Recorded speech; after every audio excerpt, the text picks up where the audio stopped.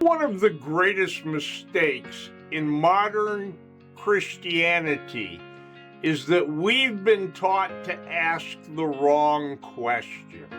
The debate has become law versus grace. The Bible never begins there. The Bible begins with covenant. Yahuah created mankind for covenant relationship. When Adam sinned, he didn't just simply break a rule. He broke covenant. From that moment on, the entire Bible tells one continuous story of Yahuah restoring what was lost. That's why Torah is not the enemy of grace. Torah reveals Yahuah's character and defines covenant faithfulness. Grace restores covenant breakers. Yahusha is our Kinsman-Redeemer who reconciles us to the Father. Faith receives what grace provides.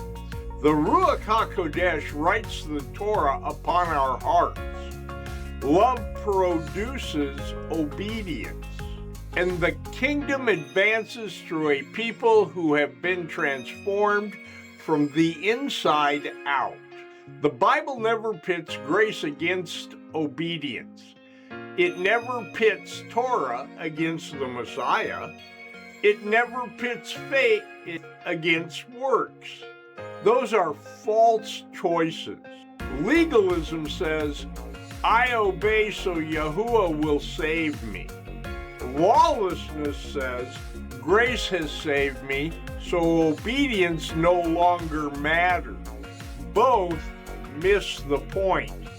Both miss the covenant. The biblical center is this: grace restores, faith receives, love obeys, the Ruach transforms, the kingdom advances. Everything that began in Genesis moves towards its fulfillment in Revelation. One creator, one covenant, one kingdom, one redeemer, one restoration. If this overview has helped you see grace and obedience through the lens of covenant, I'd like to invite you to take the next step. Join me for Return to the Covenant, a completely free course inside Ephraim's Cry Academy.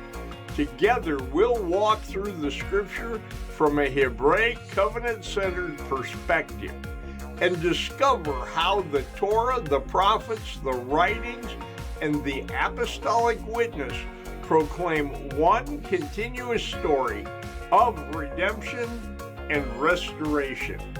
It's completely free, and it's the perfect place to begin your journey.